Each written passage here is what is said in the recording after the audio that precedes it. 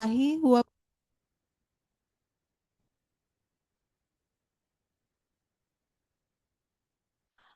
Acara sosialisasi implementasi core value ASN berakhlak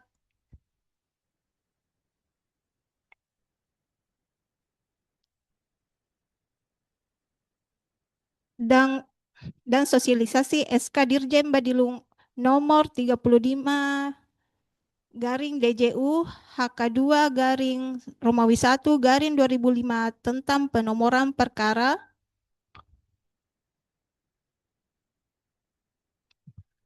serta sosialisasi SK Dirjen Badilum nomor 1692 tahun 2020 tentang layanan disabilitas serta sosialisasi SK KMA 359 garing KMA garing SK garing Romawi 9 garing 2022 tentang putusan. Sosialisasi segera dimulai.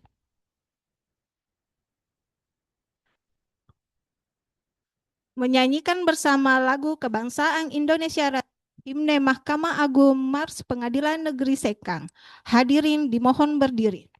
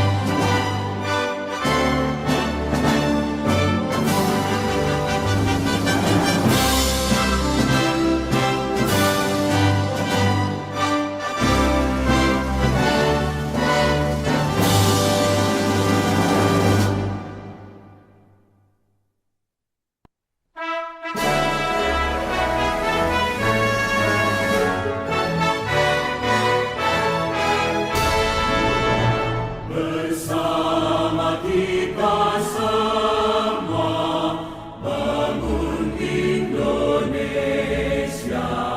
berikan baktimu untuk nusa bangsa, takwa kepada Tuhan yang Maha Esa, berazas Pancasila,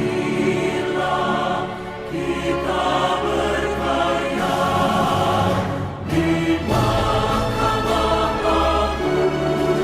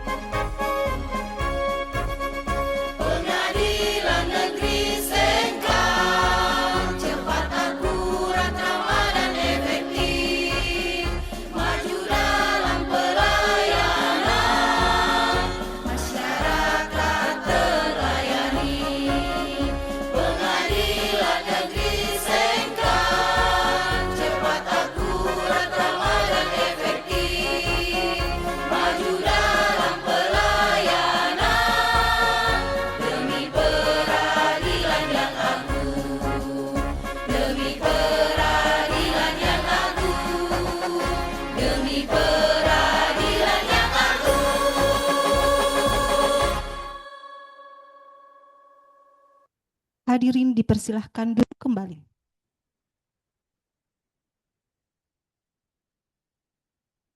Pembacaan doa oleh Rukman.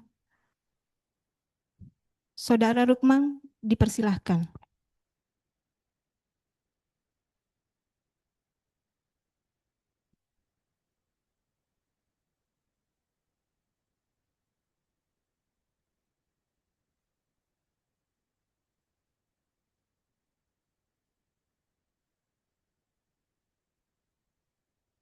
Doa pembuka acara. Assalamualaikum warahmatullahi wabarakatuh. Marilah sejenak kita bersama-sama menundukkan kepala, bermunajat kepada Allah Subhanahu wa Ta'ala agar kegiatan kita hari ini diberikan dan bisa berjalan dengan lancar. Izinkan saya membacakan doa dengan cara agama Islam bagi pemeluk agama lain dapat menyesuaikan menurut agama dan kepercayaan masing-masing. Bismillahirrahmanirrahim. Allahumma salli ala Muhammad wa ala ali Muhammad. Ya Allah yang Maha Pengasih dan Penyayang. Pada acara hari ini kami semua berkumpul dengan memohon ridha dan izin-Mu. Berikanlah semua langkah dan perbuatan kami dan jadikanlah acara ini semua bernilai ibadah dan ilmu yang bermanfaat bagi kami dan banyak orang. Ya Allah yang Maha Mengetahui, yang gaib, bimbinglah kami dengan hidayah-Mu. Berkahilah kami selalu dengan takdir-Mu dan izinkanlah hati kami selalu ridho dengan berkat-Mu, pemberian-Mu. Ya Allah yang Maha Pengampun atas segala dosa, ampunilah dosa kami, dosa orang tua kami, dosa para pemimpin kami, dosa para pejuang-Mu, dan dosa para pendahulu kami. Tempatkanlah kami dan mereka semua ini dalam lindungan rahmat dan ampunan-Mu. Allahumma inna as'aluka ilman nafian, wariskan tayyiban, wa amalan mutakabbalan. Rabbi syrah li sadri wa yassir li amri wahlul 'uqdatam min lisani wa qahu qali. Rabbana atina fid dunya hasanah wa fil akhirati hasanah wa qina azabannar. Walhamdulillahi rabbil alamin. Amin ya rabbal alamin. Wassalamualaikum warahmatullahi wabarakatuh.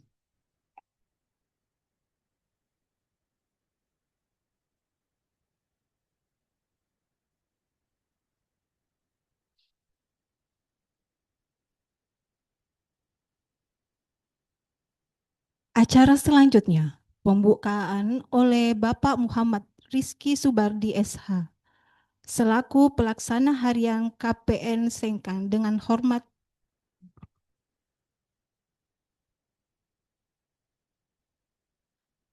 Bismillahirrahmanirrahim. Assalamualaikum warahmatullahi wabarakatuh. Selamat pagi Bapak Ibu semua. Kepada yang terhormat, yang mulia rekan-rekan hakim, yang terhormat Pak Panitra beserta seluruh jajarannya. Kepada yang terhormat Pak Sekretaris dan beserta jajarannya juga ya. Dan seluruh warga Pengadilan Negeri Sengkang yang tidak bisa saya sebutkan satu persatu. Tidak panjang mungkin apa yang akan saya sampaikan di pembukaan ini. Pada intinya sosialisasi ini baik yang mungkin disampaikan pada sosialisasi sebelumnya, ya tujuannya untuk menambah wawasan bagi kita semua. Mau banyak, mau sedikit, tapi kan yang pasti ada yang masuk ke dalam pikiran kita, ada yang bisa diimplementasikan oleh rekan-rekan kita semua. Dan nanti yang memberikan materi pun saya yakin ada 3 orang ya, ada Bu Andi Ayu, Pak Rizal, dan Bu Vina ya, yang memberikan materi. Dan saya yakin ini adalah narasumber-narasumber yang punya kualitas, yang punya pengetahuan hebat terkait dengan materi sosialisasinya. Saya, saya, saya yakin itu, makanya nanti didengarkan dengan baik karena saya yakin ilmu-ilmunya dari Bu Andi Ayu, Pak Rizal dan Bu Vina ini sangat-sangat luar biasa. Banyak yang bisa kita ambil nanti. Bahkan mungkin saya pun juga nanti ada beberapa yang akan saya catat juga untuk perbaikan untuk saya sendiri ataupun nanti untuk teman-teman juga. Silahkan apa apa yang penting, apa yang memang ada hubungannya dengan pekerjaannya nanti dicatat dan untuk kedepannya mungkin ada jadi perbaikan atau mungkin nanti untuk peningkatan lebih baik. Sebenarnya tujuan dari sosialisasi itu seperti itu agar kedepannya untuk pekerjaan kita menjadi lebih baik. Pada intinya sih seperti itu. Ya, jadi nanti diperhatikan dengan seksama dengan baik materi-materi yang akan disampaikan oleh para narasumber yang luar biasa ini ya. Mungkin itu saja untuk mempersingkat waktu. Nanti dilanjutkan dengan sosialisasi. Terima kasih kepada Bapak Ibu semua yang sudah hadir di ruang sidang Pengadilan Negeri Sengkang. Nanti dilanjutkan ya. Cukup sekian. Assalamualaikum warahmatullahi wabarakatuh. Selamat pagi semua.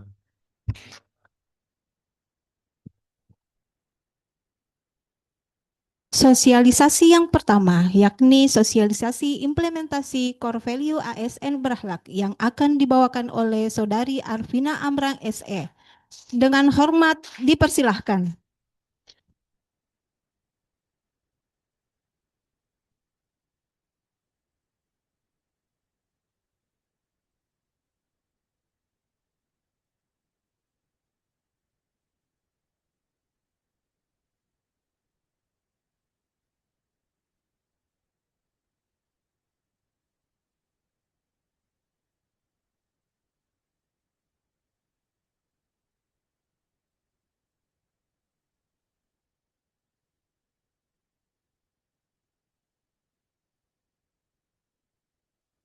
Assalamualaikum warahmatullahi wabarakatuh. Terima kasih atas kesempatan yang diberikan. Untuk sosialisasi yang pertama berjudul Sosialisasi Implementasi Core Value ASN Berakhlak yang akan dibawakan oleh Ibu Arvina Amran, SE. Dengan ini kami persilahkan.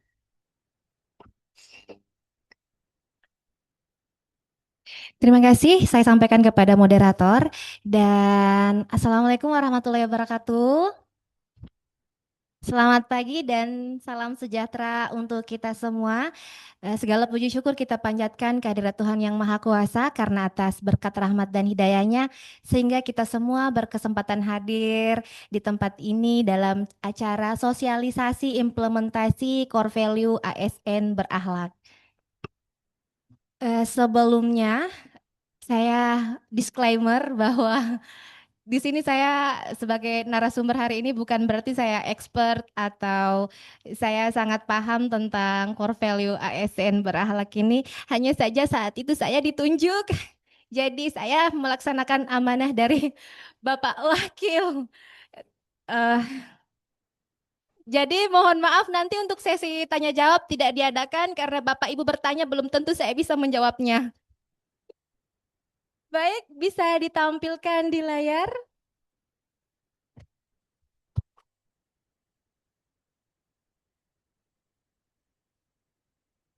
Baik, untuk materi core value ASN berakhlak ini sebagian besar di googling dan untuk slide pertama Mas Ilham Tabe, ya.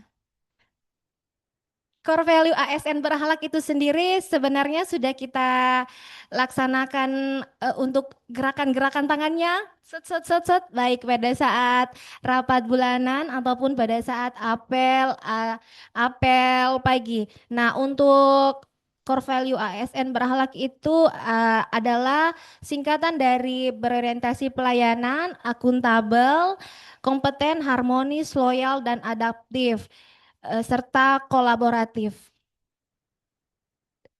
Next. Nah, mengapa core value ASN ini diperlukan? Salah tiga dari tampilan di atas, ekspektasi Core value dibutuhkan ini karena ekspektasi masyarakat terhadap pelayanan kita semakin tinggi. Nah, masalahnya adalah kadang ekspektasi masyarakat itu tidak sejalan dengan aturan, dengan SOP yang kita pegang, maka dengan adanya core value ASN berhalak ini sebagai acuan kita, sebagai koridor kita sampai batasan mana kita dapat memenuhi ekspektasi masyarakat. Nah, untuk yang kedua, core value diperlukan karena ASN harus adaptif terhadap perubahan dan tidak dapat dipungkiri bahwa untuk perubahan ini regulasi baru atau tentang teknologi informasi baru semakin hari semakin canggih, maka kita sebagai ASN harus eh, beradaptasi dengan perubahan tersebut. Dan yang terakhir, core value ASN dibutuhkan adalah untuk penyeragaman budaya kerja. Contohnya kita di Pengadilan Negeri Sengkang, tentu budaya kerja di sini sama dengan budaya kerja di PN Timika yang sama-sama masuk jam 8, pulang jam 2, pulang jam 16.30. Baik, untuk next. Penguatan budaya kerja ASN melalui core value berakhlak ini mengacu pada surat edaran Menpan RB nomor 20 tahun 2021 yang komitmen dalam mendukung reformasi birokrasi dan zona integritas dan tentunya selaras dengan visi Mahkamah Agung. Jadi kita sebagai insan peradilan harus mempunyai sifat yang profesional, harus mengutamakan kecepatan dalam pelayanan, transparansi, serta keramahan. Next, slide kelima. Nah, untuk slide kelima ini dan slide-slide berikutnya kita akan berfokus tentang implementasi core value itu di kehidupan kita sehari-hari sebagai ASN pada Pengadilan Negeri Sengkang. Untuk nilai yang pertama adalah berorientasi pelayanan, di mana dapat diartikan sebagai komitmen kita dalam memberikan pelayanan terbaik dari masyarakat. Contohnya saja untuk implementasinya di Pengadilan Negeri Sengkang itu sudah adanya pelayanan terpadu satu pintu PTSP yang petugasnya standby setiap saat, tidak ada boleh meninggalkan tempat. Menyala punggungku. Terus untuk yang lainnya itu ada optimalisasi teknologi informasi di mana di Pengadilan Negeri Sengkang itu dan tentunya di pengadilan negeri lain telah ada teknologi untuk seperti aplikasi seperti e-court, e-berpadu, dan era terang yang membuat pengguna layanan dapat mengakses layanan kita dari mana saja. Nah, untuk masih bagian dari berorientasi pelayanan itu ada responsif dan solutif di mana dapat diartikan kita sebagai pelayan publik harus memberikan respon yang positif meskipun orang yang datang kepada kita itu marah-marah. Jadi kita tetap harus bersikap responsif yang positif dan memberikan solusi yang kira-kira dapat diterima oleh akal sehat mereka. Selanjutnya, kepedulian terhadap disabilitas itu dalam hal implementasi kita di Pengadilan Negeri Sengkang, kita Pengadilan Negeri Sengkang telah menyediakan sarana seperti kursi roda, toilet disabilitas, kartu prioritas, serta pelatihan yang untuk bahasa isyarat. Selanjutnya untuk kepedulian terhadap disabilitas sudah, dan untuk perbaikan tiada henti itu dapat dilihat poinnya pada pelaksanaan survei SKM dan SPKP di mana untuk periode ini PN Sengkang mendapat nilai sempurna. Tepuk tangan. Nilai sempurnanya adalah 4, Pak, dengan nilai sangat baik. Yeay. Selanjutnya akuntabel dalam artian setiap pekerjaan kita harus dapat dipertanggungjawabkan. Contohnya saja kami di PTSP itu bahwa setiap statement yang kami keluarkan harus ada dasar hukumnya sehingga apa yang kami sampaikan ke pengguna layanan itu dapat dipertanggungjawabkan. Next. Kompeten. Nah, mengapa kita sebagai ASN harus kompeten? Karena kita sebagai ASN di apa yang kita ucapkan itu juga yang akan menjadi pengarah buat pencari keadilan atau pengguna layanan. Dan saya pribadi berterima kasih kepada Bapak pimpinan pada Pengadilan Negeri Sengkang bahwa kami selalu diarahkan untuk selalu mengikuti diklat-diklat yang ada. Seperti kami pada P3K kemarin sudah mengikuti diklat yang dilaksanakan oleh LAN dan kami mengucapkan terima kasih atas support para pimpinan kepada kami. Next, harmonis. Nah, ini nih harmonis. Harmonis sangat dibutuhkan dalam implementasi core value ASN berakhlak karena bagaimana kita dapat bekerja dengan nyaman jika suasana dan lingkungan kita tidak kondusif, sementara kita harus bertemu dengan orang yang sama selama 8 jam per hari. Jadi untuk menjaga keharmonisan itu, kita sebagai sesama ASN harus menghargai setiap orang tanpa memandang latar belakang, suka tolong menolong dan membangun lingkungan kerja yang positif. Next. Untuk loyal dapat diartikan sebagai berdedikasi tinggi terhadap kepentingan bangsa dan negara. Contoh implementasi kita sebagai ASN pengadilan adalah pelaksanaan upacara pada hari-hari kebesaran, hari-hari besar seperti upacara Hari Pancasila, upacara 17 Agustus, dan tentunya menjaga kerahasiaan dan menjaga nama baik instansi kita. Dan next. Adaptif dapat diartikan sebagai siap menjadi motor perubahan dan terus mengasah kreativitas dan berinovasi. Dan salah satu contoh penerapannya di Pengadilan Negeri Sengkang adalah optimalisasi teknologi informasi melalui pemanfaatan berbagai aplikasi. Contohnya saja Vira itu dapat diakses oleh pengguna layanan sehingga mereka tidak perlu lagi untuk ke Pengadilan Negeri Sengkang hanya untuk bertanya. Next. Kolaboratif.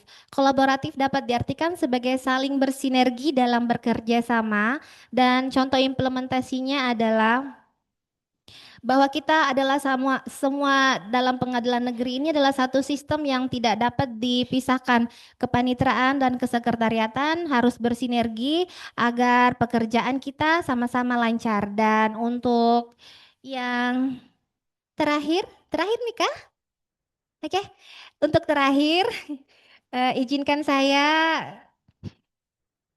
dan sebelum menutup materi hari ini, izinkan saya sedikit berbagi tentang pegangan hidup saya selama menjadi petugas PTSP yang berusaha untuk mengimplementasikan core value ASN berakhlak dalam pekerjaan sehari-hari yang setiap hari menghadapi berbagai jenis dan tipe manusia, mulai dari yang sikapnya halus sampai dengan sikapnya seperti roh halus.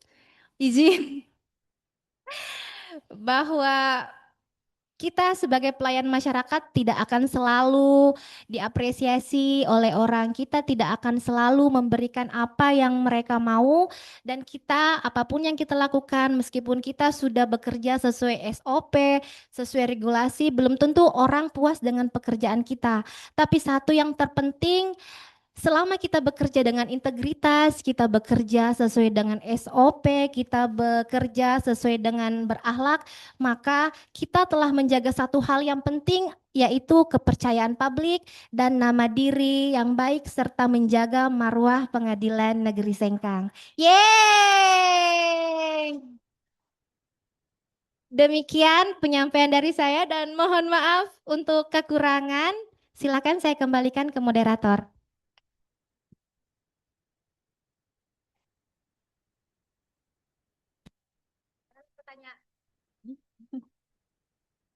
Demikianlah materi sosialisasi yang dibawakan oleh narasumber kita. Untuk selanjutnya, kami buka sesi tanya jawab bagi Bapak dan Ibu yang ingin bertanya, kami persilahkan. Tanya jawabnya cuma 2 pertanyaan saja ya. Kami persilahkan.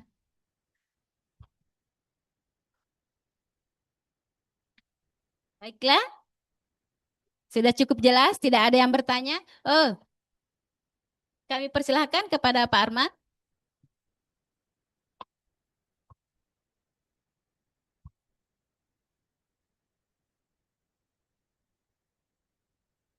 Bagaimana cara mengukur ASN yang mungkin sudah memiliki menjalankan core value ASN Berahlak. Terus apakah ada kiat-kiat agar tiap ASN itu, baik ASN baru atau mungkin yang sudah lama, agar diberikan mungkin semacam diklat atau pembedaan agar dapat menerapkan core value ASN Berahlak. Ya kan Mbak. Assalamualaikum warahmatullahi wabarakatuh.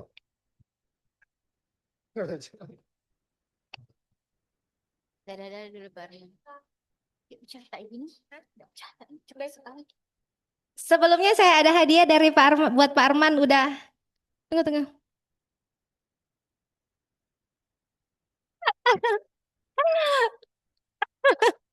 Baik, untuk jawaban pertanyaannya itu untuk bagaimana cara mengukur ASN yang sudah berakhlak. Baik, untuk dari Pengadilan Negeri Sengkang itu mungkin bisa dilihat dari reward and punishment yang diberikan oleh pimpinan. Dan sebenarnya untuk mengukur itu tidak ada cara yang baku selain pemberian reward dan punishment, itu saja sih Pak, karena berakhlak itu kan dari diri kita sendiri, jadi hanya diri kita sendiri yang tahu bagaimana kita menerapkan dan mengimplementasikan berakhlak tersebut. Terima kasih.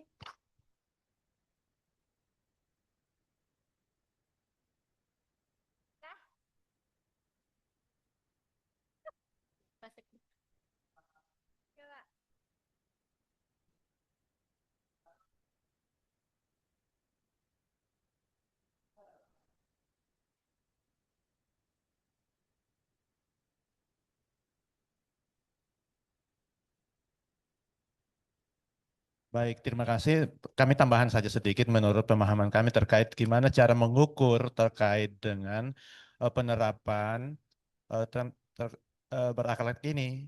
Jadi menurut kami karena tentu saja setiap triwulan, setiap tahunan kita dievaluasi oleh atasan kita dalam evaluasi kinerja yang kita sudah buat itu, di situ jelas terurai. Berakhlak ini diuraikan dari mulai dari akuntabel, gimana berorientasi pelayannya akan diberikan jempol oleh pimpinan kita masing-masing. Jangan hanya sekedar jempol-jempol. Maksudnya benar-benar itulah ukurannya di situ yang diharapkan itu ketika diberi jempol satu berarti oh ya baik-baik saja. Kalau diberi jempol dua, oh ini sangat baik. Nah itulah menurut kami ukuran yang paling tepat dalam hal ini yang dinilai secara langsung oleh atasan terhadap seluruh pegawai itu untuk saat ini. Nanti ke depan juga ya tentu saja sebagai contoh-contohnya bagaimana kita melayani seperti yang disampaikan oleh Mbak Pina tadi ya itu ukuran-ukuran dalam salah satu penilaian indikator untuk menentukan gimana pegawai itu dikatakan pegawai terbaik, pegawai teladan ataupun ketika dilakukan pemilihan agen perubahan jadi salah satu ukurannya hal ini akan kami lakukan penilaian untuk melihat oh ini patut ini untuk agen perubahan dengan salah satu indikator dari ini yang diukur oleh pimpinan di masing-masing unit. Demikian tambahan, terima kasih. Wassalamualaikum warahmatullahi wabarakatuh.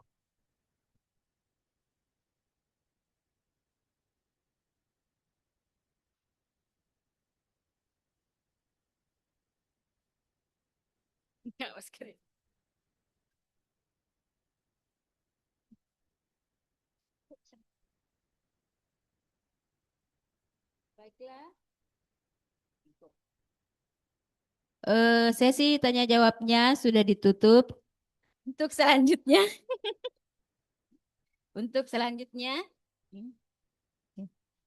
terima kasih kepada narasumber. Kami persilahkan untuk kembali ke tempat.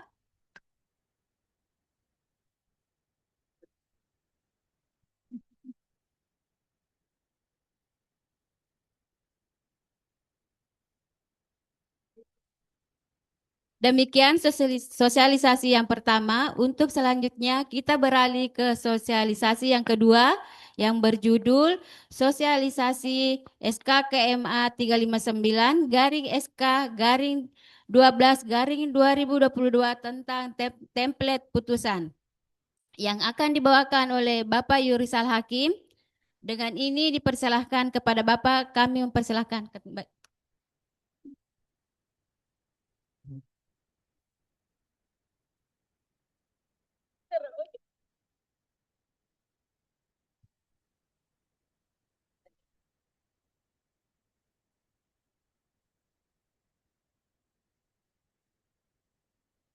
Bismillahirrahmanirrahim. Assalamualaikum warahmatullahi wabarakatuh.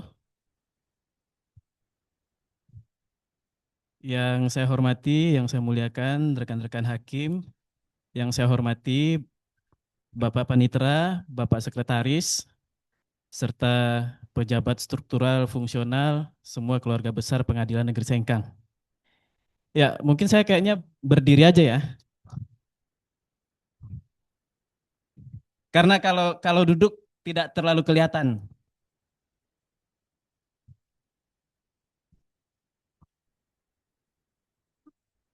Jadi pada kesempatan kali ini saya akan menyampaikan sosialisasi terkait dengan SKKMA nomor 359 tentang template dan pedoman penulisan putusan. Jadi sebenarnya sosialisasi ini untuk Bu Andi Ayu dan Pak Rizky. Karena yang biasa membuat putusan itu kan para hakim dan ini sudah jadi kegiatan sehari-hari para hakim. Jadi saya tidak akan menjabarkan SK-nya satu persatu karena kalau kita lihat SK-nya itu ada sekitar 5.300 halaman beserta contoh-contoh putusannya di situ ada. Jadi saya akan menyampaikan terkait detail-detail kecil yang mungkin terkadang kita lupa ketika membuat putusan. Next. Nah, ini ada beberapa yang akan saya sampaikan. Ada 3 hal. Yang pertama terkait dengan standar umum, kedua terkait kutipan dan salinan, kemudian terkait format pencetakan.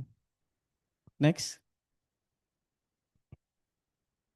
Nah, sebelum kita masuk terkait dengan penulisan ini, kenapa harus ada template putusan? Itu ada 3 hal. Pertama, supaya ada keseragaman. Jadi tiap pengadilan kita lihat putusannya itu pasti modelnya sama. Karena ada template ini. Kemudian yang kedua untuk memudahkan bagi hakim-hakim untuk membuat putusan. Karena sudah ada template-nya, jadi tinggal memasukkan sesuai dengan yang ada di template. Kemudian yang terakhir ini yang paling penting, untuk memudahkan hakim tinggi, hakim agung ketika membuat putusan. Jadi ketika dia baca putusan tingkat 1, dia sudah tahu pertimbangan hukumnya itu ada di halaman berapa, dia tinggal lihat di situ sudah sesuai atau tidak. Ya, jadi untuk memudahkan hakim tinggi, hakim agung ketika membaca putusan-putusan kami. Next. Sebelumnya ya. Kemudian terkait penulisan angka, tanggal, dan persentase, ini beberapa hal yang mungkin masih sering dilupa. Pertama, penulisan angka dengan satuan tertentu harus ditulis dengan abjad dan tidak boleh disingkat. Misalnya kita nulis 4, itu harus dalam kurungnya ada tulisan 4, kemudian meter, tidak boleh 4M. Walaupun kadang-kadang sering kita lihat juga, biasanya ditulis 4M dalam kurung 4 meter. Jadi ada numeralnya dan juga ada tulisan abjadnya. Kemudian penulisan angka setelah simbol, seperti menuliskan rupiah, masih sering kita temui itu kan biasanya Rp spasi 1000 atau Rp titik 1000. Nah, seharusnya penulisannya itu setelah Rp itu tidak ada spasi, tidak ada titik, langsung angka 1000. Kemudian ada koma 00. Dan di dalam kurung ditulis Rp1000. Next.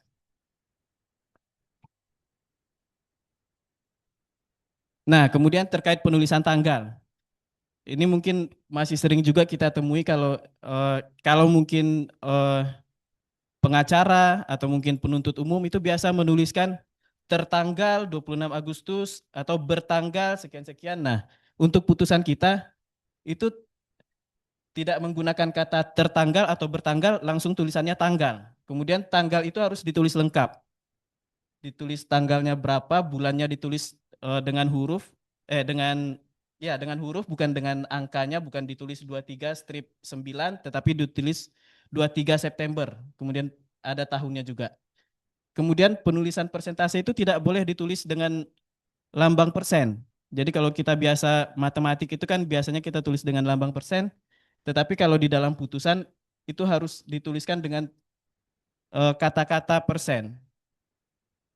Kemudian tadi ini simbol mata uang sudah sempat saya singgung di atas. Penulisan rupiah itu setelah Rp itu tidak boleh ada titik, tidak boleh ada spasi. Kemudian di akhirnya juga ada koma 00. Next. Nah, kemudian terkait dengan penulisan kata ganti subjek hukum. Penulisan ini harus selalu diawali dengan huruf besar. Misalnya terdakwa, T-nya besar. Penuntut umum, P dan U-nya besar. Penasihat hukum, hakim, saksi, ahli, nah itu ditulis dengan huruf besar. Kecuali kalau penulisannya itu tidak menunjuk subjek tertentu. Misalnya menjelaskan sesuatu. Misalnya di dalam putusannya itu menjelaskan terkait hakim adalah ini, maka hakimnya itu tidak pakai huruf besar. Tetapi kalau di situ menunjuk kepada hakim yang bersidang atau subjek yang memang tertentu untuk itu, maka ditulis dengan huruf besar. Kemudian penulisan nama terdakwa itu ditulis dengan huruf kapital dan dicetak tebal. Sedangkan di dalam amar putusannya itu ditulis dengan huruf biasa, dengan huruf awalnya itu dengan huruf besar. Seperti contoh di sini, penulisannya kira-kira seperti ini. Next.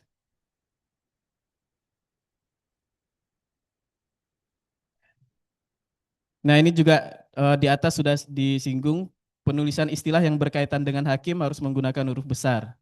Seperti ketua majelis, majelis hakim, hakim anggota, terus panitera pengganti, penasihat hukum, dan lain-lainnya. Next. Nah, kemudian terkait dengan cara mengutip atau terkait dengan salinan. Yang pertama, pengutipan dari peraturan perundang-undangan harus menyebutkan nama resmi peraturan perundang-undangan tersebut.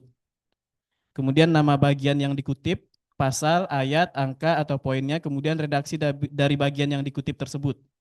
Misalnya di sini pasal 5 ayat 1 huruf A Undang-Undang Nomor 8 Tahun 1981 tentang hukum acara pidana menyebutkan, nah itu apa yang dikutip dimasukkan di situ. Jadi harus lengkap pasalnya, ayatnya, kalau hurufnya huruf yang mana, kemudian atau angkanya angka yang keberapa atau poin yang keberapa, kemudian nama undang-undangnya. Kemudian untuk peraturan perundang-undangan yang biasa disingkat, seperti misalnya KUHP, KUHAP, KUH Perdata, nah itu boleh digunakan singkatannya. Next.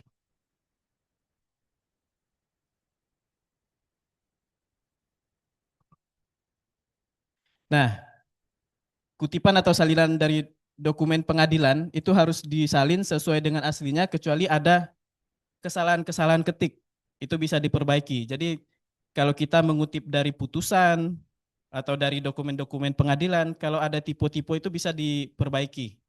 Jadi tidak harus tipenya juga di copy paste, tetapi tipenya bisa diperbaiki dalam kita menulis putusan.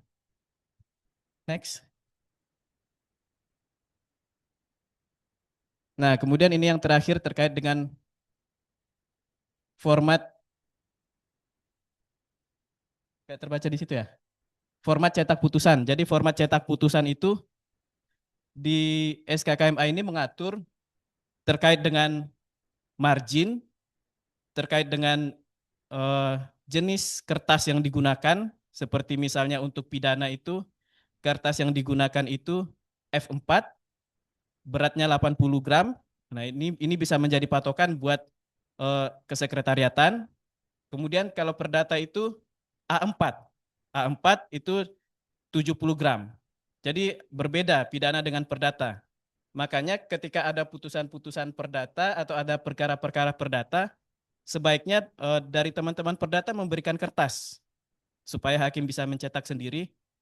Karena pencetakan ini juga terkadang masalahnya adalah ketika di komputer hakim sudah disetting sesuai dengan pedoman template putusan, tetapi ketika di print di komputer lain itu bisa berubah halamannya. Makanya sebaiknya itu tiap-tiap hakim itu ada printernya, jadi dia bisa print sendiri, dia bisa upload sendiri. Jadi apa yang dia upload itu sesuai dengan yang dia cetak. Karena seringkali kendalanya itu yang dia upload misalnya 9 halaman. Ternyata ketika meminta PP-nya untuk ngeprint jadi 10 halaman karena bergeser. Itu dipengaruhi oleh versi Word yang dipakai, versi OS yang dipakai, apakah apakah dia pakai Mac, apakah dia pakai Windows, itu nanti akan berbeda. Jadi begitu. Next. Nah, ini yang paling penting. Ya, terima kasih atas perhatian teman-teman semua. Assalamualaikum warahmatullahi wabarakatuh.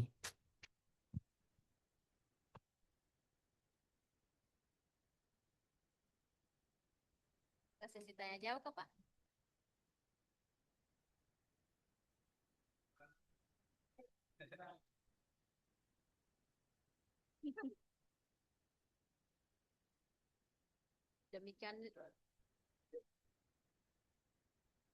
Demikianlah materi sosialisasi yang dibawakan oleh pemateri. Kita buka sesi tanya jawab. Disilahkan kepada Bapak dan Ibu yang ingin bertanya, disilahkan tanya 2 pertanyaan saja. Adakah yang mau bertanya?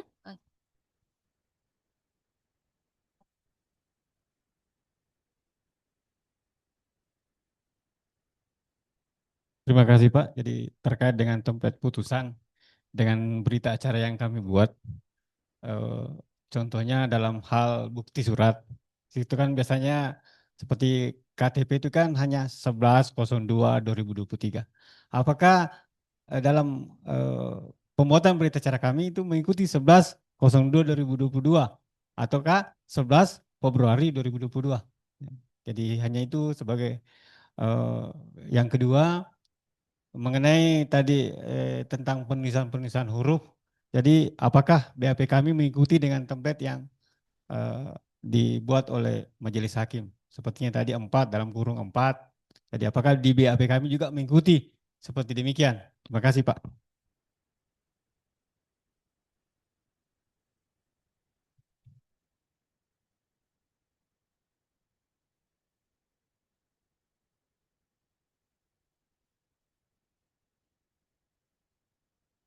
Ya, terkait dengan pertanyaan Pak Mirwan,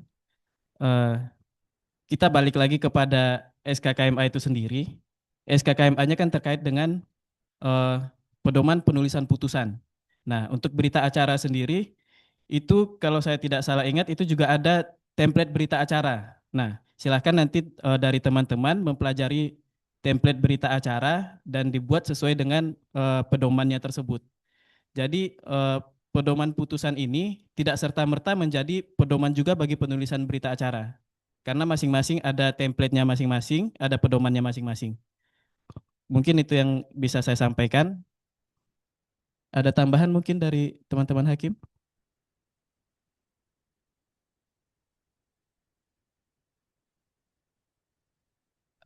Baik, saya tambahkan sedikit pertanyaan dari Pak Amirwan. Betul kata Pak Rizal, pedoman untuk template putusan ada berbeda juga dengan untuk berita acara sidang. Karena aturannya juga, template-nya juga aturannya juga berbeda juga. Tapi sebenarnya pada intinya untuk tata cara penulisan itu sama. Misalkan tadi 4.000 memang harus seperti itu karena itu disesuaikan dengan KBBI. Ya. Dengan KBBI untuk cara-cara penulisan. Misalkan biasa kita yang sering salah tuh misalkan mempengaruhi, padahal seharusnya tuh memengaruhi. Nah, untuk tahu bagaimana sih penulisan yang benar bisa dicek di KBBI daring namanya. Di online ada namanya KBBI daring, nanti kita bisa tahu penulisan sesuai KBBI yang benar tuh seperti apa. Jadi bisa dicek. Itu saya selalu pakai itu juga kalau untuk ada saya ragu ini penulisannya seperti apa ya yang benarnya gitu. Saya cek di KBBI daring. Nah, nanti untuk Bapak Ibu panitera pengganti juga bisa dicek di sana untuk tata cara penulisan. Terkait dengan yang tadi dimaksud Pak Rizal adalah formatnya. Formatnya tidak mungkin akan sama dengan template putusan. Misalkan untuk bukti surat seperti apa, untuk saksi harus seperti apa. Coba nanti dilihat di template berita acara sidang. Tapi kalau untuk tata cara penulisan pasti sama. 4.000 seperti itu. Itu pasti sama. Karena disesuaikan dengan KBBI tadi. Ya. Terus untuk berita acara pasti nanti akan ada perubahan. Ini harus diberitahukan juga ya. Ada perubahan terkait dengan KUHP baru. Karena nanti barang bukti itu menjadi alat bukti pasti ada perubahan. Jadi mungkin baik untuk putusan ataupun untuk berita acara sidang pasti akan keluar aturan baru. Ya. ditunggu saja. Pasti keluar baik template putusan maupun berita acara sidang karena berubah formatnya. Cara penulisan sama dengan putusan, tapi kalau format pasti kita harus menyesuaikan dengan aturan. Begitu ya Pak Amirwan ya. Ya. Terima kasih.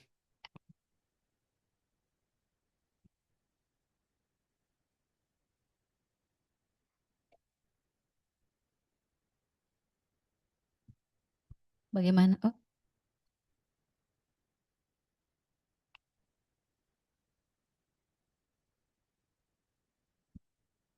Assalamualaikum warahmatullahi wabarakatuh. Sedikit saya mau bertanya kepada Bapak Hakim sebagai narasumber mengenai penulisan nomor Pak. Kan biasanya itu nomor ada titik. Ini kan untuk penyeragaman mungkin Pak perlu kami ketahui apakah nomor nyambung apa nomor titik langsung angka gitu Pak. Terus saya juga mau bertanya tentang apa penyeragaman Renvoy untuk kesalahan ini pengetikan atau penulisan Pak. Bagaimana yang sesuai sempat ada aturan baru atau format baru lagi untuk penulisan kesalahan dalam berita acara atau lainnya Pak. Terima kasih. Assalamualaikum warahmatullahi wabarakatuh.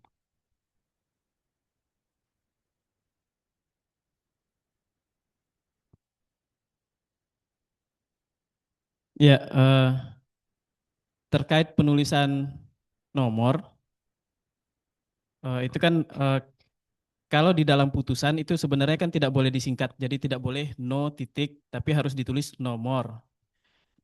Kemudian baru ditulis nomornya nomor berapa. Kemudian terkait Renvoy, itu di dalam pedoman putusan itu sendiri ada, tapi mungkin tidak bisa ditampilkan di sini ya. Jadi ada kayak lambang apa itu istilahnya ya? Ada kayak lambang begini, itu ada di format Word. Kalau kita pakai Word, itu menandakan kalau itu di Renvoy. Itu ada di aturannya terkait dengan Renvoy tersebut. Tapi karena tidak bisa ditampilkan di sini, saya tidak bisa jelaskan detailnya. Tapi itu ada kayak semacam lambangnya. Ada lambang itu, terus ditulis hasil Renvoy-nya apa, terus yang di Renvoy itu diberi garis atau dicoret. Jadi begitu.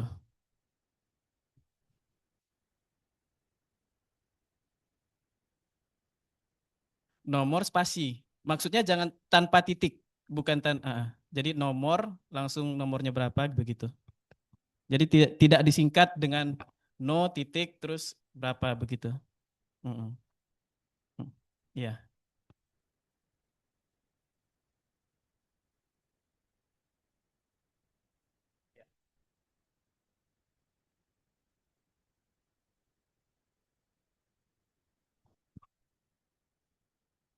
Baik, terima kasih yang saya hormati pemateri, moderator dan Bapak Ibu Hakim dan Pak Sekretaris dan para panmut dan seluruh ASN. Yang saya mau sampaikan atau menambahkan sedikit dari Ibu Eka terkait dengan apa, lalu menyambung dari Bapak PLH Ketua PN Sengkang terkait dengan berita acara. Di hari ini kan kita berbicara tentang template putusan, namun sedikit melenceng karena ada keterkaitan Pak dengan berita acara. Jadi terkait dengan template di berita acara, kami menyesuaikan dengan putusan. Memang diatur di dalam pembuatan berita acara, di situ kita menggunakan huruf Arial, lalu kiri kanan itu kesalahan 4 cm, lalu di ini 3, atas bawah 33.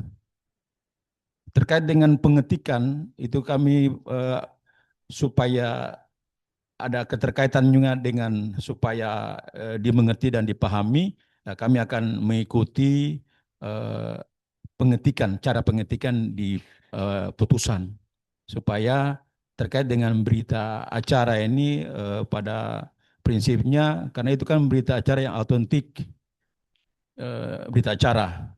Jadi apa yang terjadi di persidangan itu kami catat.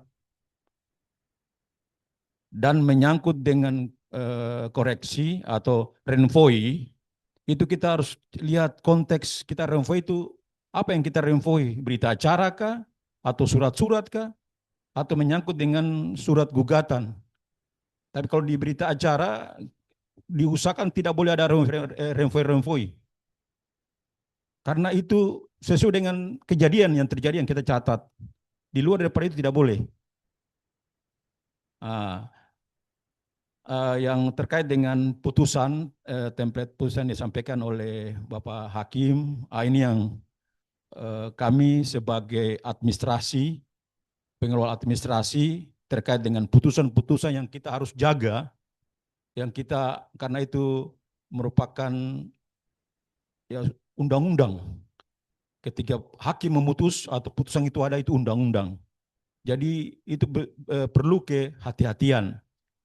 Karena di dalam administrasi kita juga, di situ kan putusan itu dimasukkan nanti di dalam e-court maupun juga di e-berpadu. Saya punya pengalaman, sering kalau ada pengawasan, itu ada beberapa hakim juga yang dipanggil terkait dengan putusan. Kenapa tidak mengikuti template? Jadi bersyukur di hari ini, disampaikan pemateri terkait dengan template putusan supaya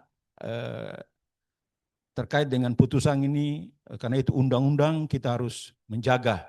Makanya setiap kali kami mau memverifikasi putusan yang masuk di e-court maupun di e-berpadu, kami lihat ya kami mengharapkan supaya ketika itu sudah dimasukkan itu sudah betul-betul sudah final. Mengapa? Karena ketika putusan itu masuk di e-court dengan di e-berpadu maupun di SPP, itu sudah terbaca di direktori putusan. Karena ketika sudah dimasukkan, kita mau rubah sudah tidak bisa lagi, karena sudah terbaca di direktori putusan. Saya punya pengalaman, saya temukan itu sempat hakimnya melapor ke ketua, kebetulan kami juga ada, lalu karena itu temuan dari hakim tinggi, hakim tersebut ditegur. Sudah tidak bisa lagi untuk dirubah, karena sudah masuk di direktori putusan. Dan itu sudah dibaca oleh orang. Kalau kita buka di direktori putusan itu, ada mata berapa yang sudah baca. Jadi betul-betul sudah harus final. Terima kasih untuk masukan dan juga melalui template putusan ini kami juga dari bagian kepanitraan dalam pembuatan berita acara kami akan sesuai dengan pengetikan dan penulisan-penulisan itu supaya berita acara kita juga itu betul-betul valid dan juga karena berita acara itu adalah akta autentik yang kita juga pertanggungjawabkan. Demikian dan terima kasih untuk kesempatan yang diberikan kepada kami.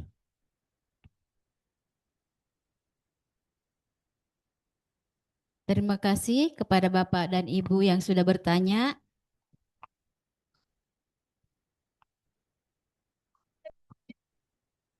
Enggak bertanya, cuma berbagi pengalaman. Baik, terima kasih. Sebenarnya untuk cuma menambahkan saja ya berbagi pengalaman juga di Satker sebelumnya terkait masalah renvoi. Memang pernah kami pun mengalami Pak renvoi putusan dan itu diperbolehkan. Dengan catatan majelis hakimnya dan panitera pengganti itu membuat berita acara tersendiri dan di dalam putusan itu kita renvoi, caranya itu sudah ada juga dalam aturannya, kita coret misalnya harusnya menghukum, kita tulis menghakim, kan biasa itu kadang laptop itu tiba-tiba langsung muncul sendiri tuh kalau kita ketik baru HA atau HU munculnya malah hakim misalnya seperti itu. Dan itu bisa kita coret terus nanti diparaf sama majelis hakim dan panitera pengganti. Dan di sebelah setelah misalnya ya Harusnya menghukum, tapi kita tulis menghakim. Jadi sebelum sebelah kiri tulisan menghakim, kita tulis yang benarnya seperti apa. Setelah itu kita kasih simbol SC. SC itu dalam artian sah dicoret. Ada juga SDG, seingat saya sah diganti atau sah ditambah. Ada 3 itu, seingat saya. Dan itu memang ya namanya manusia juga tidak ada yang sempurna dan itu masih bisa diperbolehkan pada saat itu pengadilan tinggi yang untuk menyarankan seperti itu. Nah terkait juga masalah mungkin yang kami temukan di sini ya terkait footnote bagian bawah untuk berita acara itu juga masih beragam. Kalau bisa kalau mau sesuai ketentuan itu sudah jelas 1,6 ukurannya untuk footer. Dan untuk perdata itu juga untuk marginnya itu jangan disamakan dengan pidana karena itu berbeda. Untuk perdata itu 3422. Ya, itu saja mungkin penambahannya untuk informasi Bapak Ibu. Terima kasih.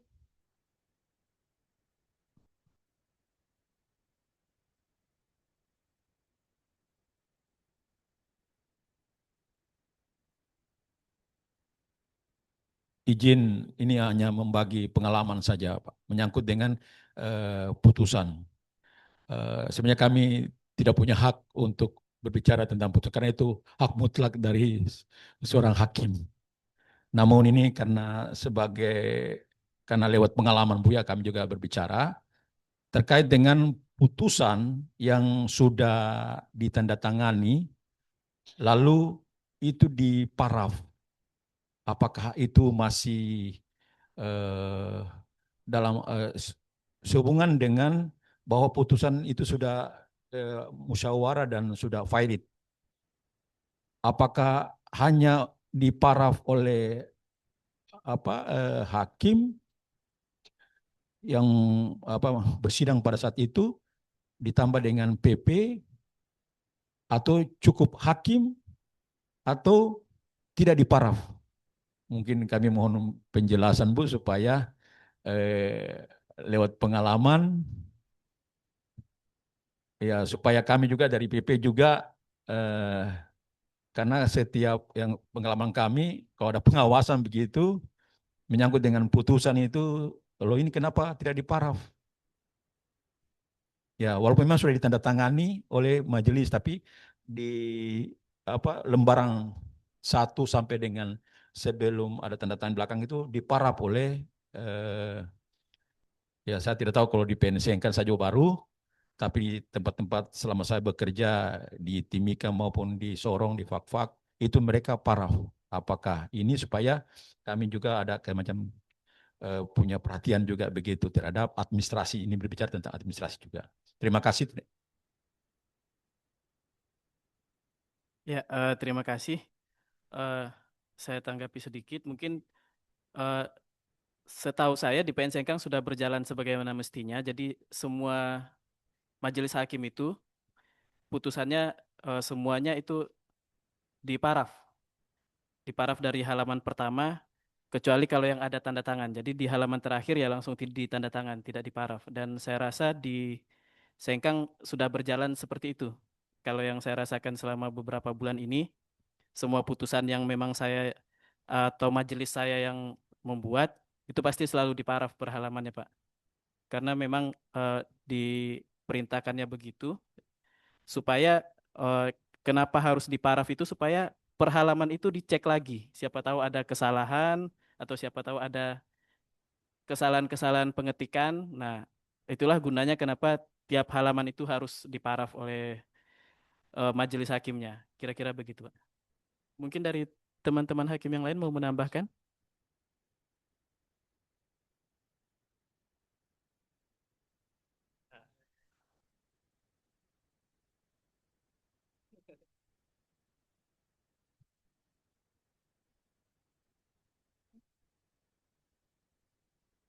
Terima kasih.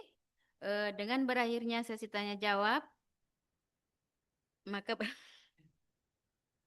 maka berakhir pula lah kegiatan sosialisasi hari ini, dan kepada narasumber. Ya, dengan ini sosialisasi ini Dan kepada narasumber kita, kami persilahkan kembali ke tempat. Dengan ini saya kembalikan kepada MC.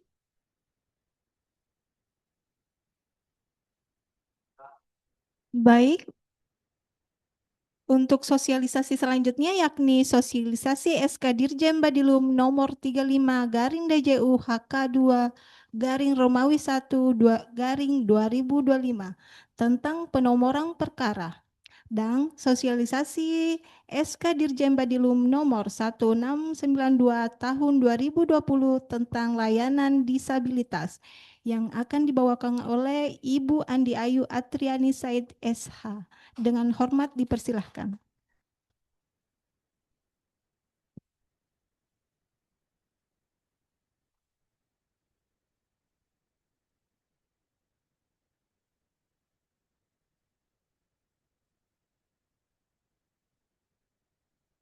Terima kasih atas kesempatan yang diberikan. Assalamualaikum warahmatullahi wabarakatuh.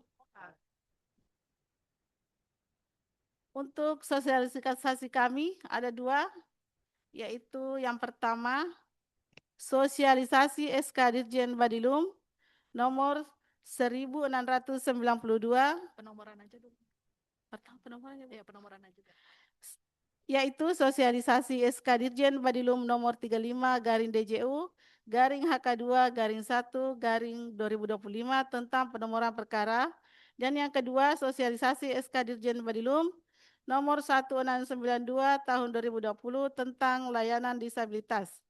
Dan untuk sosialisasi yang pertama akan dibawakan oleh narasumber kami, yaitu Ibu Andi Ayu Atriani Said, Sarjana Hukum. Dengan ini kami persilahkan. Baik, terima kasih moderator. Oke ya. Baik, pertama-tama saya ucapkan yang terhormat kepada PLH Ketua.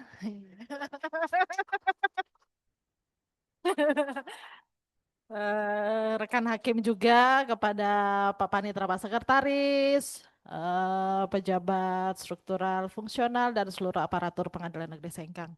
Baik, kita mulai saja ya sosialisasinya. Ini terkait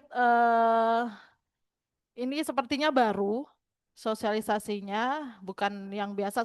Biasanya setiap tahun itu akan pengulangan seperti nanti ini disabilitas, sebetulnya setiap tahun juga Bapak Ibu mendapatkan sosialisasi. Di next saja Pak, langsung. Baik, terkait ini kenapa muncul adanya ini perlu kami sampaikan bahwa memang masih banyak yang tidak seragam ya, setiap pengadilan negeri maupun pengadilan tinggi bisa jadi terkait penomoran perkara. Kalau di dalam SK Dirjennya ini sudah jelas, bisa next saja Pak, ke bawah lagi. Oke. Sudah jelas, jadi Bapak Ibu silakan untuk mengikuti saja atau mempedomani bagaimana penulisannya. Dan sebenarnya saya lebih akan mengevaluasi mungkin seperti ini ya, yang terjadi pada pengadilan kita, Pengadilan Negeri Sengkang. Pada sampul perkara itu kita masih menggunakan penomoran yang lama, masih menggunakan titik.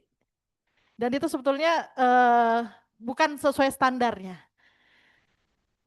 Entah kenapa bisa terjadi, mungkin sudah lama, mungkin kalau bisa setiap tahun akan diperbarui sesuai dengan pencetakannya. Mungkin saya tidak tahu apakah itu per tahun untuk sampul perkara, ataukah memang langsung berapa tahun langsung di itu. Kenapa bisa terjadi dan mungkin bisa dilakukan perbaikan ke depannya terkait penomoran perkara, apapun penomoran terkait juga surat kuasa masih menggunakan titik dan huruf besar, huruf kecil itu sangat sudah diatur semuanya. Bukan istilahnya seenak pengadilan saja bikin penomoran. Mungkin seperti ini ya, contoh-contohnya bisa langsung ke bawah saja. Bisa Bapak Ibu juga baca, bisa di-download sendiri. Sudah jelas nomor seperti tadi Ibu Eka bilang apakah nomor bisa pakai no titik, itu sudah jelas di sini nomor langsung nomornya berapa tapi pakai spasi kalau untuk nomor. Tahun PN tidak pakai titik, langsung PN apa, dan itu bukan PN, misalnya kayak kita SKG, hanya S-nya saja yang besar, KG-nya kecil.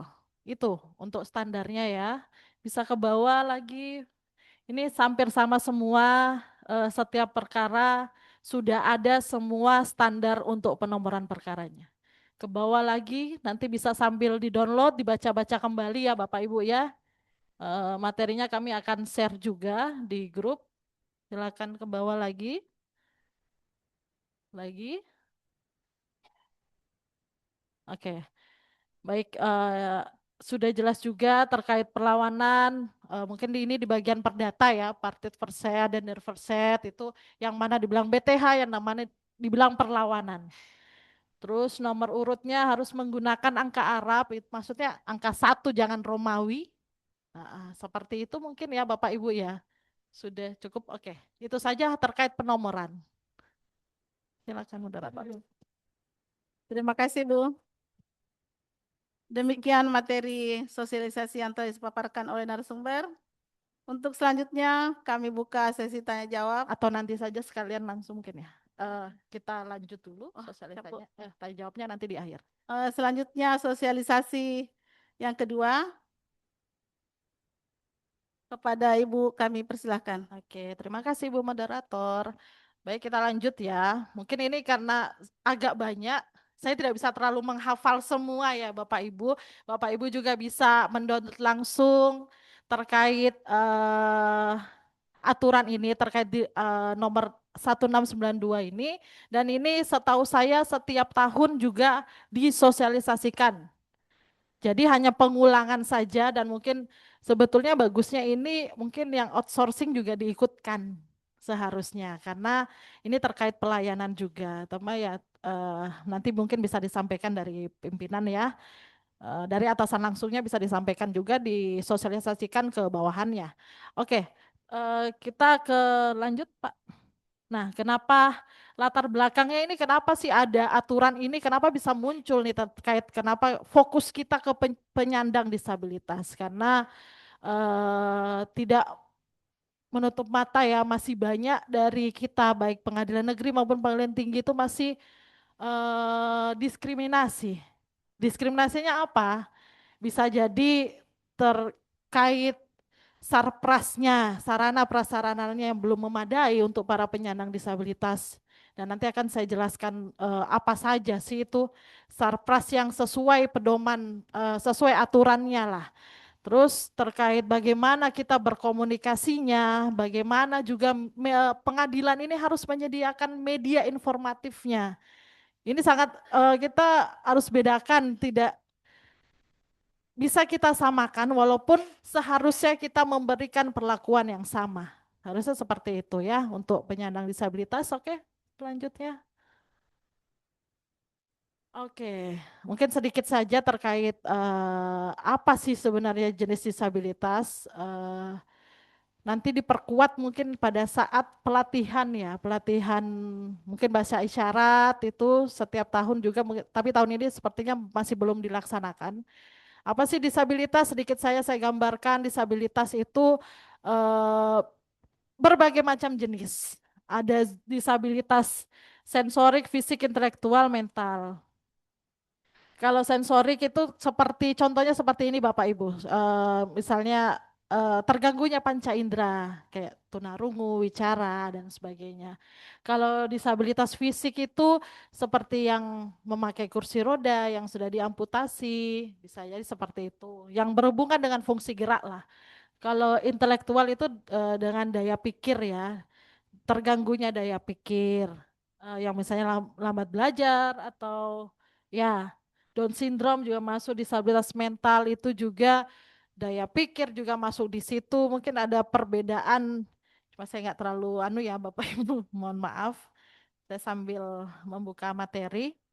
Kalau untuk mental, kalau mental itu gangguan kepribadian lebih ke arah sana, dan ada juga yang saya tidak masukkan sebenarnya disabilitas multi atau ganda di dalam aturan tersebut. Itu hanya pengertian bahwa dia mengalami 2 atau lebih disabilitas yang saya sebutkan tadi. Silakan next. Oke, baik.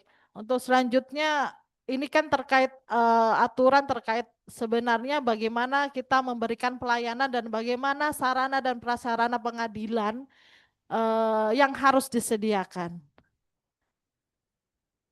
Nah, bagaimana kita memberikan pelayanan itu sangat jelas juga di dalam aturan sudah dirincikan satu persatu. Bagaimana kita tidak diskriminatif, kita harus memberikan rasa aman dan nyaman. Bagaimana dengan komunikasi yang efektif, terus pemenuhan informasi, fasilitas, ada pendamping disabilitas atau penerjemah dan penyediaan standar operasional prosedur. Kalau SOP ini saya kemarin sudah menanyakan sudah ada SOP yang sudah mengikuti dari Dirjen Badilum juga terkait terkait pelayanan ini pelayanan ini bukan cuma di PTSP ya Bapak Ibu, pelayanan untuk penyandang disabilitas ini juga kita pada saat persidangan sampai namanya putusan. Jangan cuma bilang kalau pelayanan hanya bagian PTSP yang harus menguasai semua ini. Jangan seperti itu karena baik hakim juga semua aparatur itu harus tahu apa-apa saja yang harus dipersiapkan sebetulnya. Bagaimana kita menghadapi penyandang disabilitas ini itu semua sudah diatur dalam aturan ini. Bisa next saja. Seperti ini ya contoh-contohnya juga sudah ada kursi roda di kita itu sudah ada. Silakan next. Mungkin ruang ramah anaknya yang belum ya. Ruang ramah anak yang banyak mainannya itu ruang ramah anak. Next saja. Kalau Sarpras itu masalah gedung juga sudah ada aturan, sudah ada standarnya bagaimana itu bentuk kemiringannya, derajatnya, untuk trotoarnya itu semua sudah ada aturannya, remnya, landainya. Silakan next lagi Pak. Ya, bisa dilihat gambar-gambarnya ke bawah lagi. Bidang landai, jalur pedestrian ini kayak trotoarnya dia khusus. Warning block, lagi ke bawah Pak. Nah toilet ini yang harusnya pintunya itu pintu geser ya untuk toilet disabilitas. Itu memang sudah standar untuk penyandang disabilitas, ada panic buttonnya, terus ada pegangannya, memang khusus toiletnya ini, khusus untuk disabilitas ke bawah lagi. Nah ini ruang tunggu ramah anak yang sepertinya anak saya juga suka kalau begini. Next, oke. Kayak rambu petunjuk yang informatif, contoh-contohnya harus jelas semua di. Oke, kita lanjut ke prosedurnya ya. Mungkin ini akan jadi bahan juga bahwa setiap pelayanan yang kita berikan kepada penyandang disabilitas itu di PTSP itu sebetulnya sudah tersedia ya. Formulir informatif ya, formulir saya lupa apa. Formulir iya, personal. Oke. Pelayanan personal. Nah, di situ itu yang saya tanyakan ke Mas Rido kemarin, semua di bagian-bagian sudah ada dan itu seharusnya diisi Bapak Ibu. Kalau misalnya nih dia ini tidak terbatas hanya penyandang disabilitas, misalnya dia jadi saksi ini tidak terbatas, mau dia jadi terdakwa, mau dia jadi saksi, mau dia jadi korban atau mungkin para pihak yang berperkara dalam perdata itu sama semua perlakuannya. Kita harusnya formulir itu diisi, kenapa? Itu yang akan jadi acuan dari majelis hakim untuk bersidang. Dan itu form itu seharusnya ada dalam berkas, dimasukkan juga dalam berkas perkara. Kenapa? Akan jadi pertimbangan juga, misalnya dia jadi terdakwa, dia seperti bagaimana kita mempertimbangkan dia, atau dia jadi saksi, apakah dia butuh penerjemah, ataukah dia butuh pendamping. Nah itu dari hasil dari formulir tersebut yang diisi oleh mereka, dan itu setiap pengisian itu biasanya akan didampingi. Untungnya kami juga sudah sempat menyidangkan kemarin jadi saksi korban ya, bukan korban, saksi saja penyandang disabilitas itu tunarungu wicara. Untungnya karena mungkin di sini kita tidak ada ya, seharusnya ada duta pelayanan. Duta pelayanan itu juga dia harus, saya tidak tahu apakah sudah ada atau belum, yang di SK-kan untuk itu, yang sudah memahami tentang bahasa isyarat, yang memang belajar khusus begitu. Sama biasa itu kita kerjasama dengan SLB dan itu continue dia berlatih. ada SK-nya tersendiri. Mungkin belum ada ya untuk sekarang, mungkin bisa untuk kedepannya itu harus ada. Karena siapa tahu tidak didampingi, tapi untungnya selama ini masih ada pendampingan langsung memang dari sekolah SLB-nya. Kemarin ada juga dari kayak seniornya dia. Jadi kayak ada dua pendamping, ada jadi pendamping, ada jadi penerjemah. Oke, next apa lagi formulir penilaian, next lagi. Dan itu harus memang diprioritaskan. Jadi kalau dia yang datang, mungkin datang terlambat nih, dia jadi masyarakat yang minta dilayani, itu harus prioritas, harus didahulukan. Dia tidak boleh mengantri ya Bapak Ibu. Apalagi palingnya ini pelatihan ya semua baik hakim juga harus diberikan pelatihan juga, harus ikut juga. Dan paling untuk sekretaris palingnya tetap merencanakan dan menganggarkan semua sarpras sesuai dengan aturan yang ada. Oke, terima kasih Bapak Ibu. Terima kasih Bu. Selanjutnya kami buka sesi tanya jawab kepada Bapak Ibu. Siapa tahu ada yang mau ditanyakan.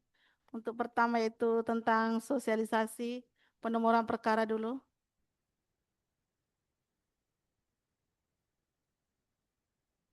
Silahkan Pak.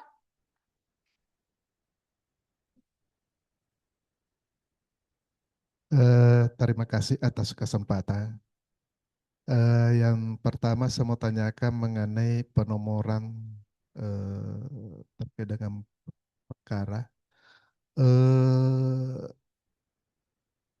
Yang ingin saya tanyakan itu penomoran terkait dengan nomor di surat tugas itu ada perbedaan hurufnya, yakni kalau di surat kuasa biasanya saya lihat itu kalau tidak salah itu PN besar tanpa titik lalu spasi kemudian S-nya besar KG-nya besar juga. Yang sementara yang Ibu sampaikan tadi terkait dengan sesuai dengan aturan kalau penomoran perkara itu adalah kalau PN besar yang akhirnya ya Bu ya penomoran perkara itu PN besar, S besar, KG kecil. Kalau tidak salah seperti itu. Itu pertama.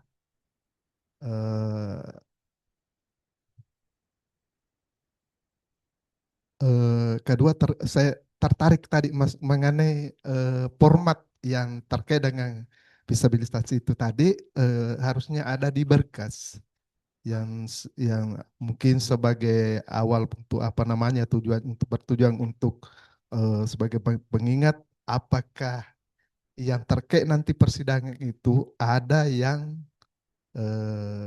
seperti itu. Saya kira demikian untuk yang menjadi apa namanya apakah kami selaku PP yang aktif atau ke petugas sidang atau yang mana siapa saja yang aktif terkait apa namanya mengetahui hal tersebut. Sekira demikian, terima kasih. Terima kasih Pak. Kami serahkan ke narasumber. Silahkan Bu. Baik, terima kasih Pak Haji Yunus atas pertanyaannya. Yang pertama terkait penomoran surat tugasnya dulu ya. Kalau surat tugas kan bukan dari kita ya Pak ya, dari pihak.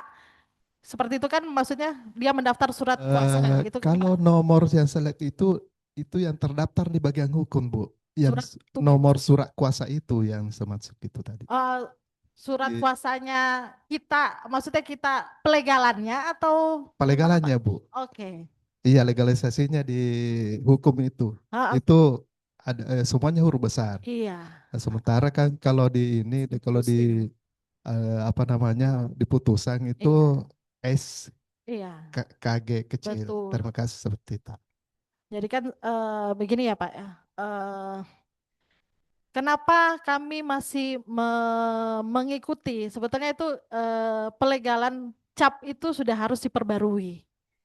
Harus sesuai pedomannya. Kenapa kita harus mengikuti? Ya memang kita tidak boleh berbeda sama apa yang ada dalam surat tersebut. Sebetulnya itu salah Pak. Kita harus mengikuti putusan mengikuti itu, tapi lebih salah lagi kalau kita mengubah sendiri itu, tetapi yang keluar itu kan produk dari kita kan, cap pelegalan itu produk dari PN kita sendiri. Kalau kita berbeda sendiri, jadi sebaiknya setelah ini diperbarui untuk cap pelegalannya, biar sama-sama baik juga untuk putusan kami para hakim. Jadi kami kalau untuk produknya pengadilan kami masih mengikuti Pak, walaupun itu salah ya. Mungkin pada momen ini baru disampaikan. Sudah sempat kami jadi bahan pembicaraan juga ya Pak Rizky. Kenapa di sini seperti ini? Ada titiknya, kenapa besar semua? Dan kadang juga berita acara juga kadang ada yang besar, ada yang kecil. Kadang seingat saya pernah bertanya juga pada saat pertama baru-baru di sini. Kok ini beda yang ditulis, yang dicap semua besar, tetapi yang ditulis dalam berita acara kecil. Jadi tolong diikuti saja sesuai pelegalan produk kita. Dan itu bisa diperbaiki. Terus untuk yang kedua, sebentar Pak. Siapa yang aktif nih untuk form penilaian? Baik, untuk selanjutnya mungkin setahu saya setiap saksi atau apa itu seharusnya akan dilaporkan di bagian depan ya. Setahu saya dilaporkan ke bagian PTSP ataupun mungkin security, mungkin di situ kan ada buku tamu apakah dia menjadi saksi atau apa. Mungkin diarahkan saja karena form ini ada di bagian PTSP. Jadi sudah dari depan pun kita sudah tahu nih. Jadi untuk pemberitahuan kepada mungkin para pihak, baik itu penuntut umum yang menghadirkan, baik terdakwa maupun para saksinya, sudah harus ada pemberitahuan sebelumnya, sebelum mulai sidang dan disuruh untuk mengisi formulir tersebut. Formulirnya setelah PTSP, mungkin karena tidak ada dalam SOP ya terkait itu, mungkin seragamkan saja biar kita bisa bekerja sesuai, tidak menyalahi prosedur. Sesudah diisi form penilaian tersebut, kita masukkan PTSP serahkan ke panitera penggantinya saja langsung. Menurut saya lebih efisien seperti itu daripada harus ke kepaniteraannya dulu, ke itunya dulu. Toh ini kan untuk majelis hakim bersikap seperti apa yang kami harus lakukan menghadapi taksi seperti ini, menghadapi terdakwa seperti ini. Itu jadi pedoman majelis hakim sidang. Mungkin itu saja ya. Masih ada lagi Pak? Yang cukup. Silahkan Pak Panitera.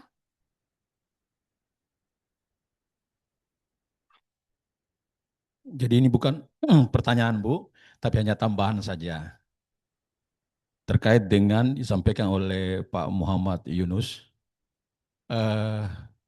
di dalam penomoran perkara dengan tata persuratan di pengadilan itu kita harus membedakan Pak. Kalau terkait dengan penomoran perkara, kita ikuti apa yang tadi sudah disampaikan oleh pemateri tadi, Ibu Ani. Ya, karena itu jelas di situ sudah diatur dengan surat keputusan. Begitupun juga di tata persuratan di pengadilan sudah diatur. Saya mengambil contoh menyangkut dengan surat SK yang dikeluarkan oleh ketua. Di dalam garing itu ada KPN atau tidak, kalau saya ke panitia keluarkan PNT itu ada. Karena di dalam tata persuratan itu sudah jelas. Mungkin di bagian kesekretarian Bapak Sekretaris itu sudah mungkin paham, tidak sudah tahu, mungkin bisa menambahkan juga menyangkut dengan tata persuratan di pengadilan. Karena situ jelas ada menyangkut dengan surat yang dikeluarkan, titik komanya itu sudah ada di situ. Jadi kita harus membedakan mana penomoran perkara dengan surat administrasi yang dikeluarkan oleh kantor pengadilan. Itu saja Bu, terima kasih untuk tambahannya. Terima kasih Pak Panitera atas informasinya. Masih ada lagi yang mau bertanya? Silakan Bapak, Ibu. Silakan Mas Rizky Ridho.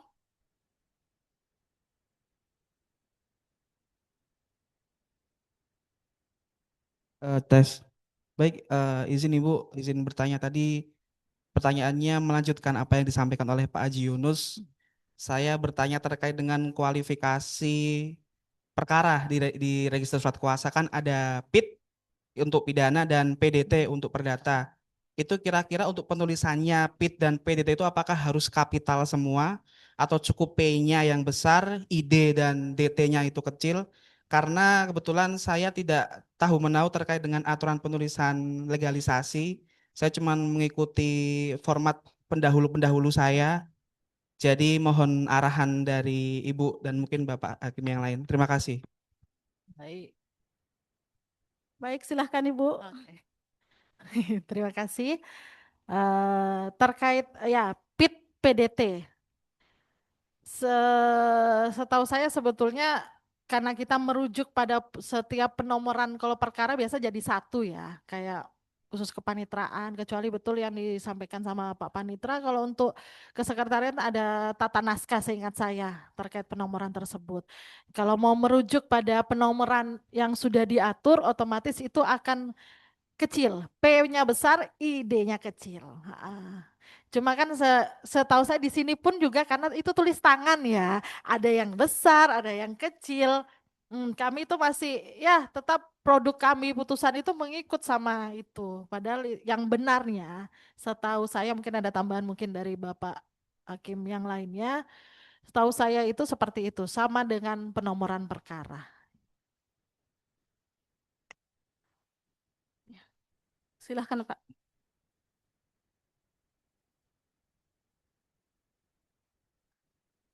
Baik, saya hanya menambahkan sedikit saja terkait dengan penomoran. Jadi pada intinya seperti ini. Apa yang disampaikan oleh Bu Ayu itu, dia adalah penomoran yang harus dilaksanakan secara umum, kecuali ada yang secara khusus mengatur itu. Misalkan begini, ketika soal leges tadi, atau soal yang apa yang terkait dengan perkara, ketika tidak ada aturan khusus yang mengatur itu, kita pakai apa yang disampaikan tadi Bu Ayu, karena itu terkait dengan penomoran perkara. Tapi ketika ada aturan yang lebih khusus, misalkan khusus untuk leges atau khusus untuk apa, seperti ini ya, ikuti yang khusus. Jadi sebenarnya secara asasnya seperti itu. Secara umum adalah yang disampaikan Bu Ayu tadi.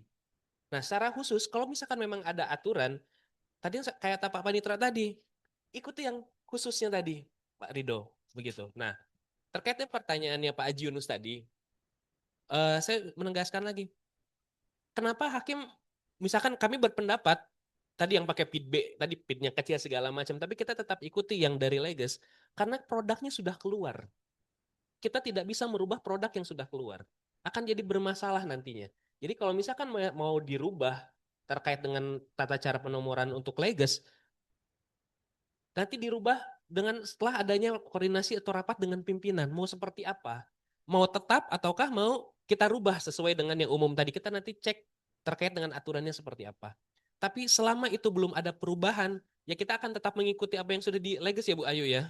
Iya, karena itu produknya sudah dikeluarkan. Jadi kalau misalkan mau ada perubahan, perbaikan atau apapun itu nanti harus ada dengan rapat dengan pimpinan dulu. Mau dirubahkah dengan aturan yang umum tadi atau ternyata ditemukanlah ada aturan khusus untuk leges harus seperti itu. Begitu ya. Jadi mungkin itu jadi bahan juga dan terima kasih juga ini nanti jadi bahan temuan untuk didiskusikan di bagian hukum tentunya bagian pengawasan saya. Begitu ya. Oke. Baik, terima kasih mungkin itu tambahannya. Ya. Ya, saya menengahi saja seperti itu. Terima kasih. Terima kasih Bapak. Masih ada yang mau bertanya? Silahkan Pak Panitra.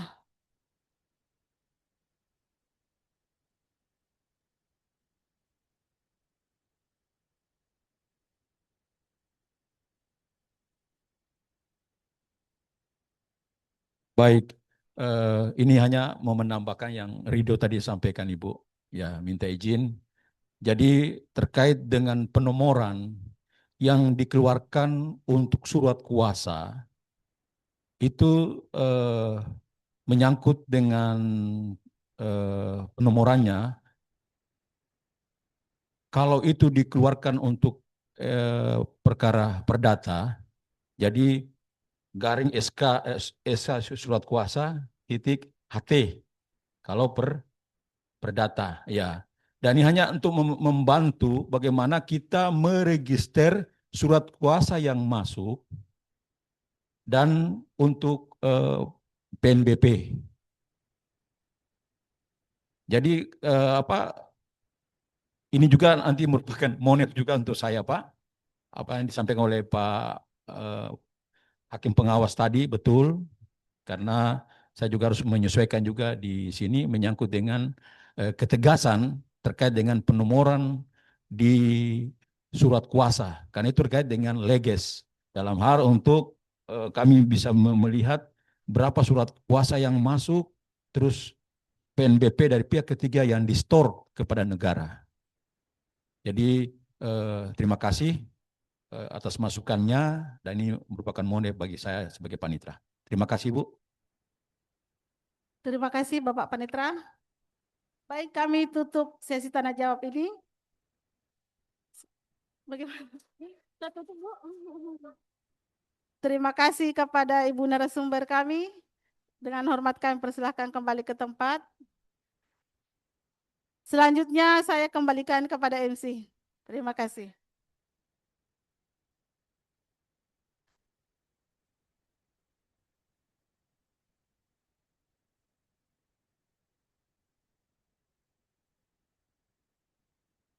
Baik, terima kasih.